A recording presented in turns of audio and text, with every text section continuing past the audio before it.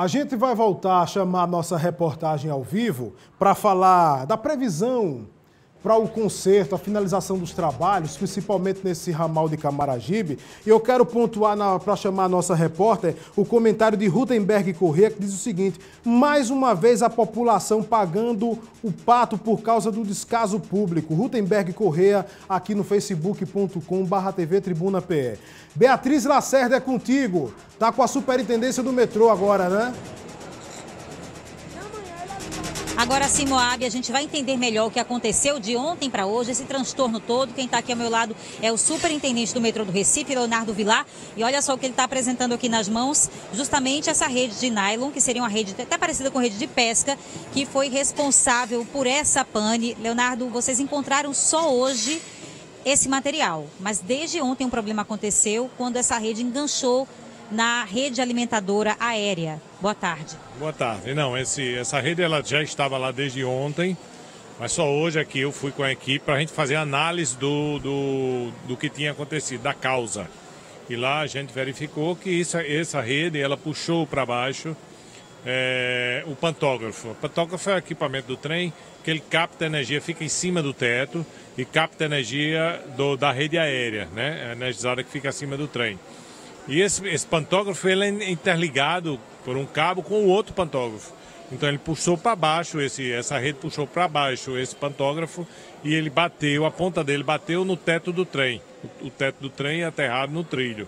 Então houve um curto de uma proporção muito grande, que abriu um rombo em cima do teto e partiu o fio da catenária. Acho que todo mundo fica se perguntando como é que essa rede foi parar lá. Não é um material tão leve que possa ter saído voando assim. O que vocês imaginam? A gente só imagina que se alguém que jogou essa rede em cima do teto.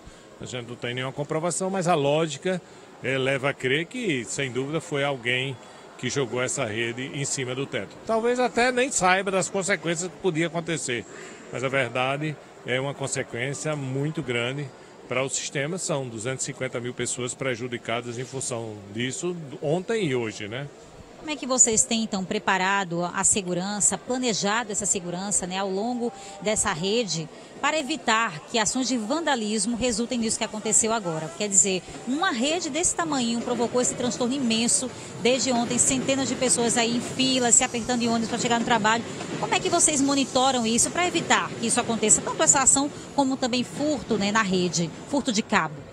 Hoje a gente tem, se a gente conseguisse, para monitorar isso, a gente tem um sistema de câmeras, né, que hoje a gente tem pego muito vandalismo. Essas pessoas são, inclusive, encaminhadas à Polícia Civil, à Polícia Federal, estão muitas respondendo o processo. E a parte de segurança, é bom a gente ressaltar que hoje a gente tem uma limitação muito forte de recursos e a gente não pode ter um volume muito grande de segurança contratado em função da limitação de recursos. Então a gente faz um monitoramento estatístico, né? Isso de forma dinâmica. Vocês chegam até algumas pessoas a pegar em flagrante? Ah, sim, em alguns casos sim, principalmente quando a gente começa a ver que aquilo está acontecendo, volta a acontecer algumas vezes, a gente começa a pegar. Já pegamos várias pessoas em flagrante, pessoas que estão respondendo na Polícia Federal, processo na Polícia Federal, e foram presos pela Polícia Federal, gente foram presos pela Polícia Civil. Dá para reforçar essa segurança?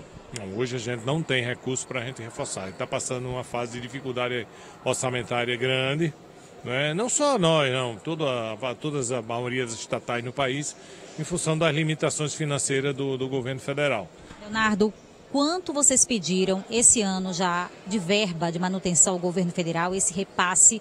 Quanto vocês orçaram que seria necessário para realizar essa manutenção frequente? E quanto é que veio até agora do governo aqui para a CBTU Pernambuco? Não, o ideal é que nós tenhamos um orçamento da faixa de 130 milhões de reais, para que a gente possa manter e ir tirando aos poucos a degradação do passado, que a gente ainda tem muita degradação em função da gente não ter recebido muito pouco recurso nos últimos, eu diria, 12, 13 anos. Então, passado para cá, quanto é que já veio?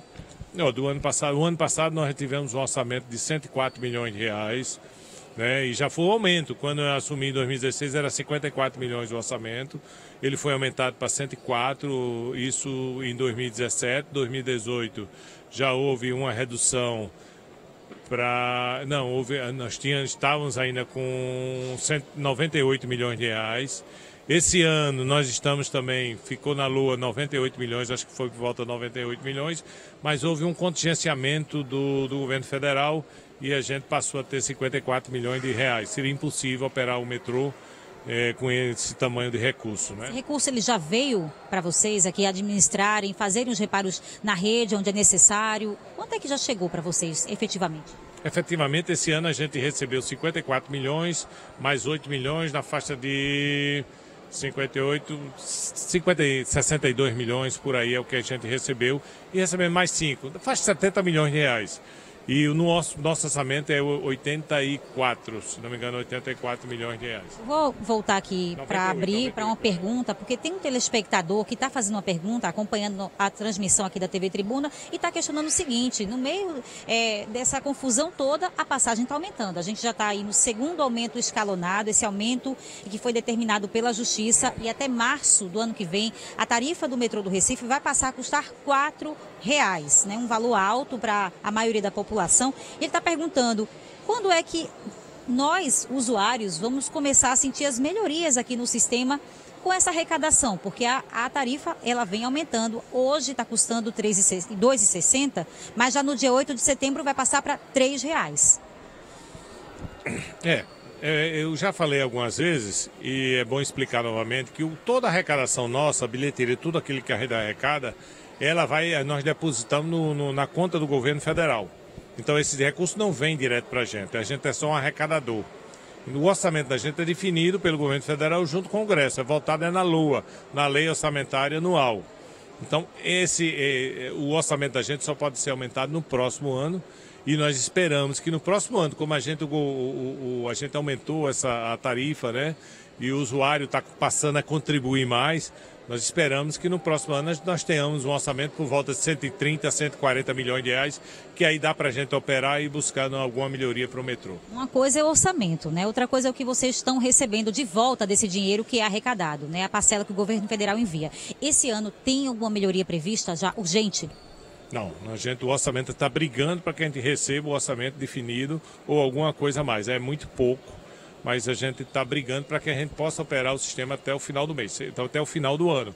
E esperamos que no próximo ano é que a gente tenha um orçamento por volta de 130, 140 milhões de reais, para que a gente possa realmente ter um ano mais fácil e de melhoria para o usuário. Obrigada, Leonardo. Isso é com certeza o que todo mundo espera com essa explicação aqui do metrô do Recife. Eu volto com você, Moab. Atriz, e a resposta da Superintendência do Metrô vem a calhar com um comentário aqui no Facebook da Tribuna da telespectadora Dani Moura, que diz que depois que teve aumento não vi melhoria alguma na rede de metrô. Todos os dias são superlotados, chove dentro, os ar-condicionados não funcionam como deveriam funcionar e a passagem continua a subir, e isso é muito triste. Isso significa prejuízo para a gente, prejuízo para o nosso dia, né? Prejuízo para o nosso dia. Há muito tempo que o metrô precisa de melhoria na estrutura, precisa de repasse de recurso, porque arrecada, manda para a União e depois depende até de deputados mais na frente para poder decidir sobre a situação de estrutura de metrô. E a gente fica a depender disso. Lá na outra ponta, a gente continua sofrendo. E é o que a população enfrenta.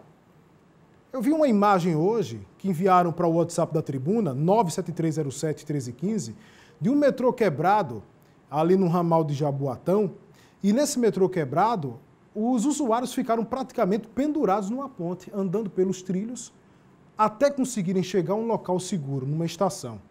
E nesse período aí, meu amigo, o que pode acontecer de prejuízo de uma tragédia não é brincadeira. Tiraram aliás, não se pensaram mais em colocar os agentes depois que a Refesa, a antiga Refesa, depois da extinção da Refesa, os agentes ferroviários, né, federais. Depois da retirada disso, a gente ficou ainda mais descoberto no que diz respeito à linha de metrô mesmo, aos muros do metrô, dos muros para dentro. A população, por outro lado, nesses trechos em que o metrô passa de periferia, quebrando os muros para ter acesso de graça, esses atos de vandalismo que não são fiscalizados, não são investigados, ainda, inclusive, sendo piorados com a questão da criminalidade com tráfico de drogas e assaltos, que ali virou local para repartir produto de roubo e também para dividir droga.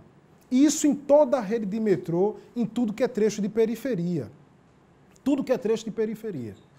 Os anos vão passando, o descaso só aumenta e a população, no fim das contas, sofrendo com isso. E o impacto que isso tem para o nosso dia, você que é usuário de metrô, eu me coloco na situação porque, vez por outra, eu utilizo o transporte público. O impacto que isso tem no nosso dia a dia, o sufoco, esse sofrimento, é no mínimo um dia improdutivo de trabalho. Você é trabalhador, no mínimo um dia improdutivo de trabalho. Prejuízo à saúde por conta do cansaço, do estresse e tudo mais. Um absurdo. Eu agradeço, viu, a participação de todos aqui no Facebook da Tribuna também, no facebook.com/tvtribunape e também a sua colaboração, mandando a reclamação da sua comunidade, a sua denúncia para o WhatsApp da Tribuna, no 97307-1315.